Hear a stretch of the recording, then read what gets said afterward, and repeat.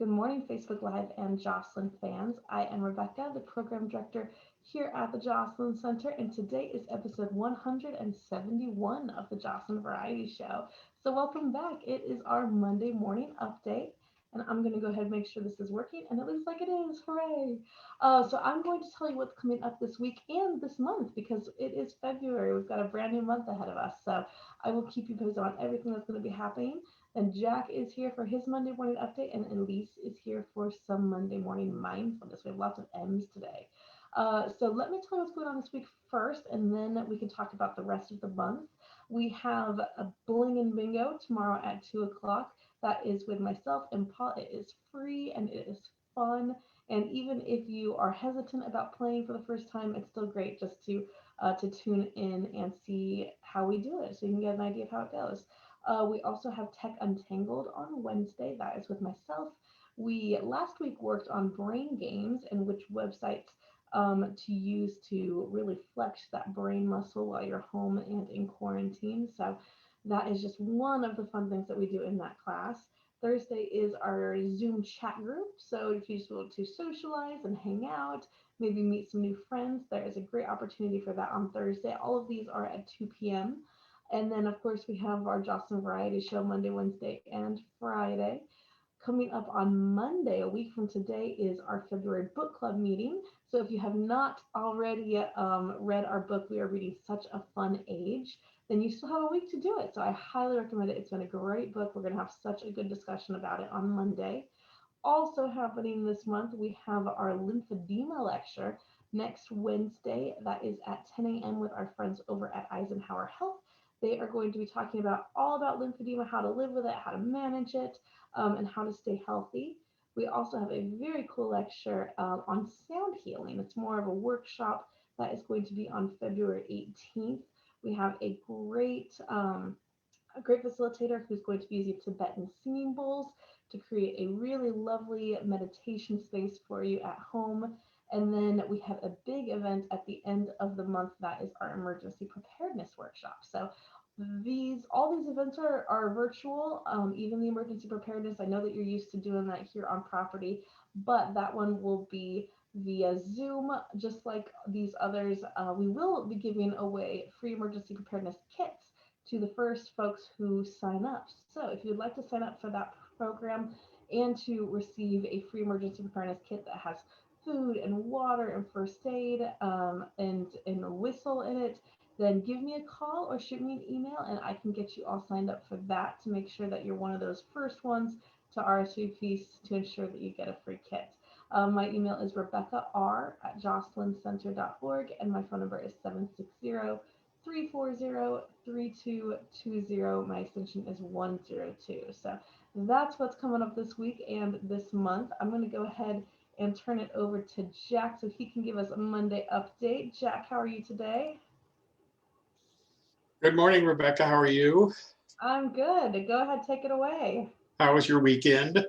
It was good. I got a little sun. I went up and played in the snow, but now I feel sunburnt. And the pink shirt was not a good choice for today. I can see myself in the video. Well, it was All nice to right, see go right that ahead. clear weather this weekend. I even did some yard work. There's a picture floating around on Facebook of that. It was a good weekend for it. So thank you, and welcome to all of our viewers and members who watch this Jocelyn update. It's important for us to keep up with you and let you know what's going on. We're working on a few things, and I'll talk about some of the things that Rebecca talked about too, but one of the things we're working on is the senior centers are trusted community organizations, and our members and seniors trust us and know us and look to us for information. So we're working and hope to be able to announce soon a COVID testing site here at the Joslyn Center. We're working out the details on that and hope to announce that date soon. But a place where you can come that you know and trust for COVID testing. And that's important, especially with these new varieties, I guess, of the virus we're hearing out there. So please wear your masks, stay safe. I know we're all tempted to visit our friends and see people that we miss. We've been doing this now for almost a year.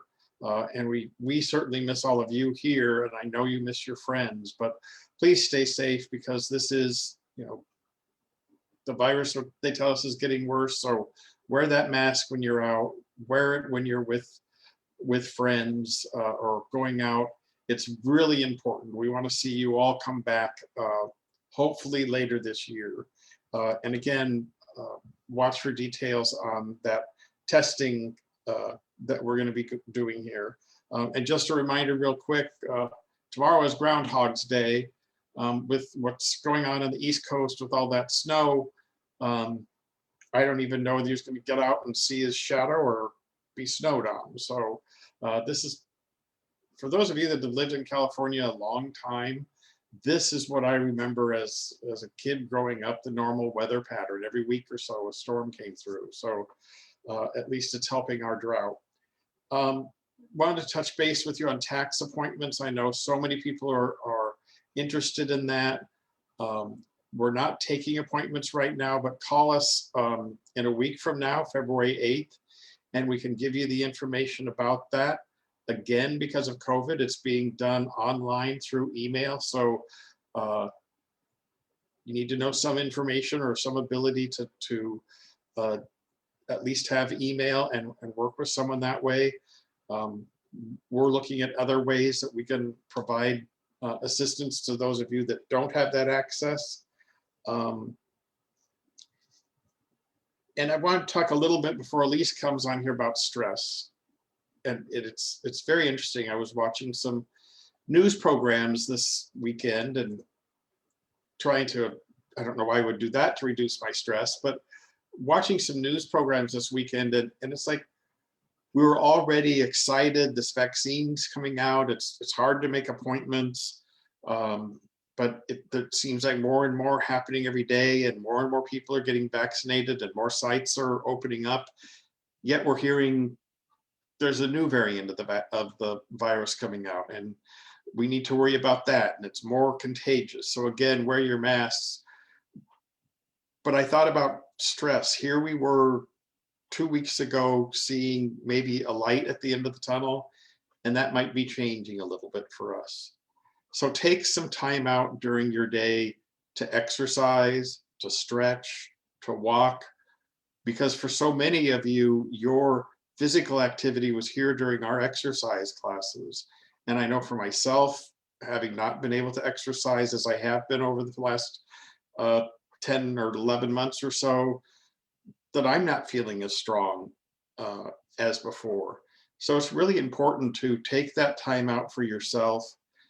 Take some time out to meditate. We have some new yoga and meditation classes coming up that Rebecca mentioned, and listen to Elyse on her mindfulness. And if sometimes it just feels like it's too much and you need someone to talk to, call our wellness center, talk to Veronica at extension 117, and set up an appointment. We have people available that you can talk to help you work through some of these problems that you may be experiencing, or some of this stress. We were seeing a light at the end of the tunnel, and that might be changing for us. So we're here to help you in as many ways as we can, expanding this kind of programming, as well as live programming with our instructors. So with that, thank you, Rebecca. Look to the Joslyn Center. We are your trusted resource for information, and we get it as quickly as we can and share it as quickly as we can.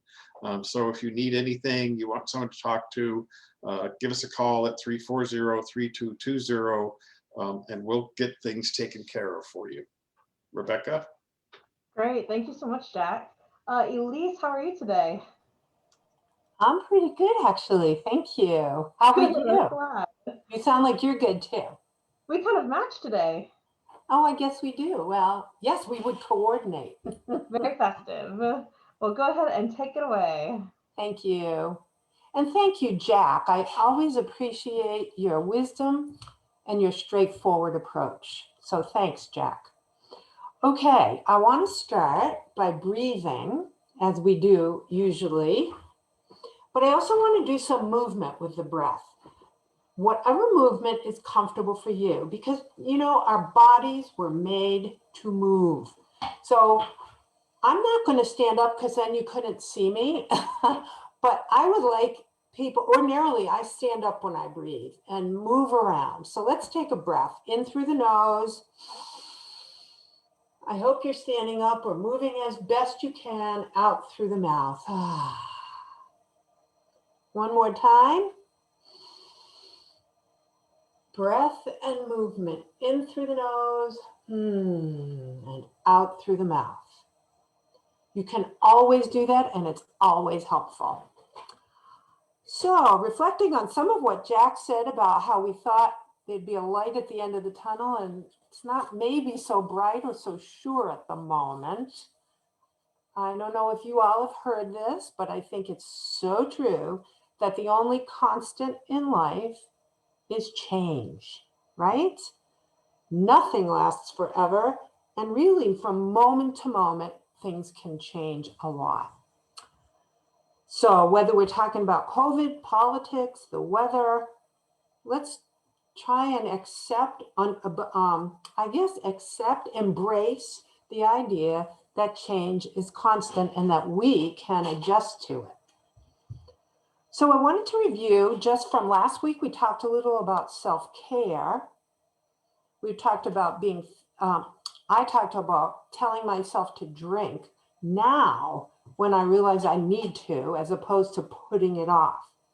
I also told a blanket story that my whole life if I was cold in bed under one blanket and there was an extra one at the bottom of the bed, I didn't want to get out from under the blanket and get colder to cover myself up with the second blanket and be warmer for the rest of the night.